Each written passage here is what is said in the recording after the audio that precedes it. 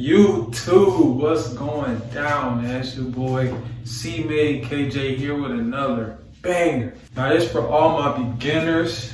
You know, if you believe you can still watch it, but I know y'all want perfect connections. So this is gonna be my 5 best tips to getting perfect 360 connections. And this video right here is for all my Beehive waivers, man. If you got 540 or 12s or all that, you can still watch the video, you know, y'all want perfect connections too. But it's for my Beehive waivers, man. I'm gonna be showing y'all how to get perfect 360 wave connection. As y'all can see, this wolf got me looking rough around the edges. All this crazy shit. You know, cut coming soon though. Self-cut video definitely coming soon when I get deep into my wolfing. But for right now, I'm gonna stick working with what I got. Without any further ado, let's get straight into the video, man.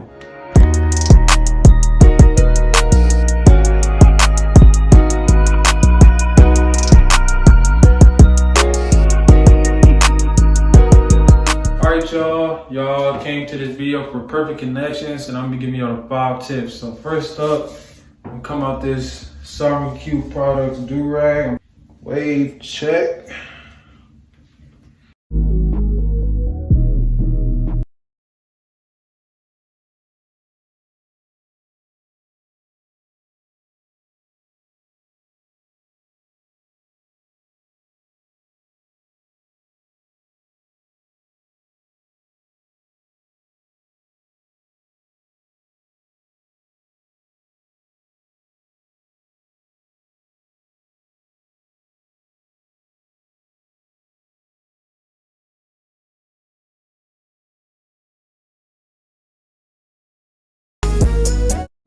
As y'all can see, my morning session went crazy. My morning method is coming out real soon, man. I'm gonna be dropping that video on early next week, later on this week. But let's get right into the keys for perfect connections. All right, key number 1, start from your crown and work your way down. I'm just going with my soft brush because I'm not really trying to lift my hair right now.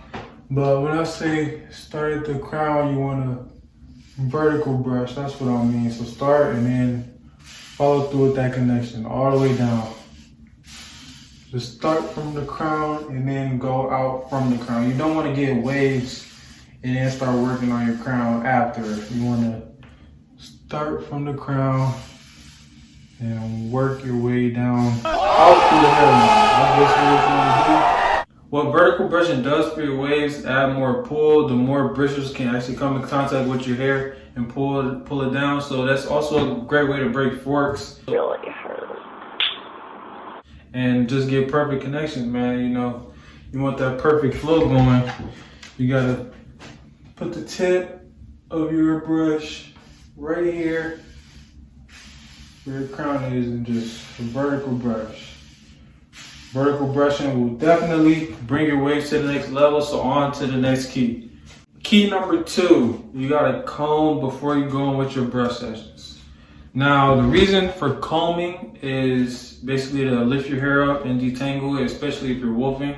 So you want to lift that up. So when you go vertical brush, I got my vertical brush right here. It's a hard brush. Before you start vertical brushing, you want to lift all the hair up out the scalp so you can get the maximum pull out of your brush.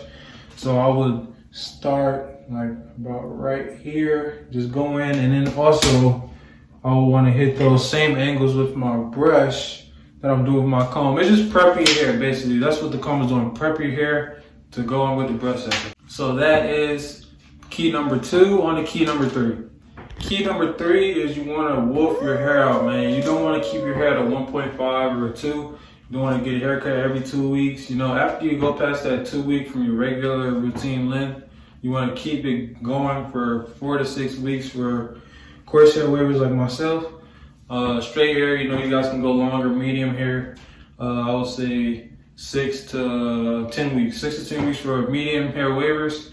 But for my coarse hair waivers, I'll say don't get your haircut every 2 weeks. You want to wolf it out. Basically, what wolfing will do will make your waves deeper. You know, you want to start using harder brushes. This is my Torino 7-row medium hard. You know, this is my hard brush. I'm gonna start using those brushes in about a week or 2 when my hair gets a little longer. You know, right now it's laid down because I just went with a long session last night and then ended with a softy plastic bag. And this morning I just softy and plastic bag also. But yeah, while you're wolfing, you want to definitely use your comb and your harder brush to get down to the scalp.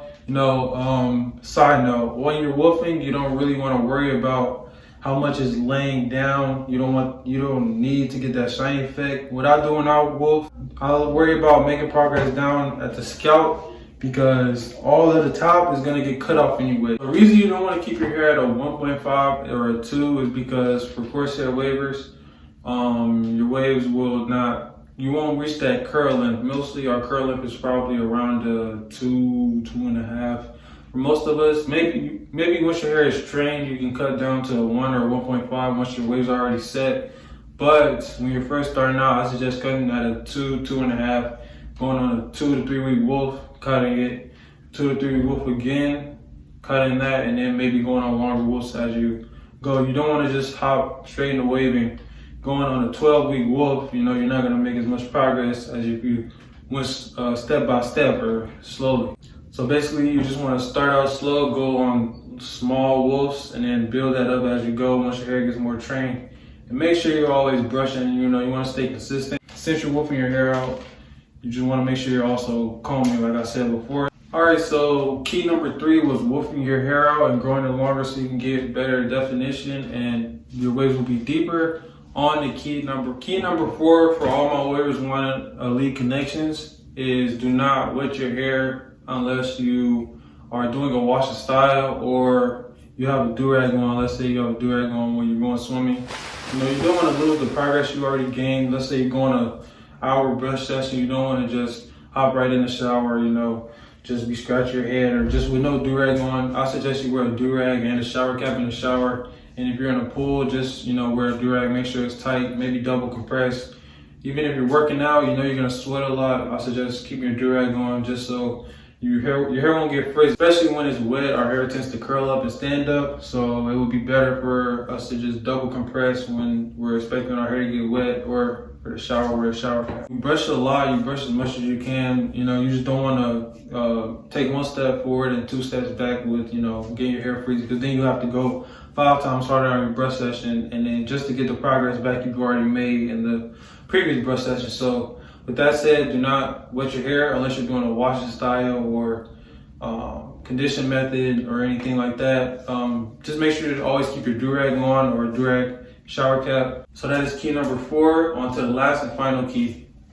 Alright, you guys, for my last and final tip, I will say do not count your brush strokes or do not time your sessions. Now, in terms of the sessions, it's good to keep track of the time just so you're not going, 4 hours, just brushing.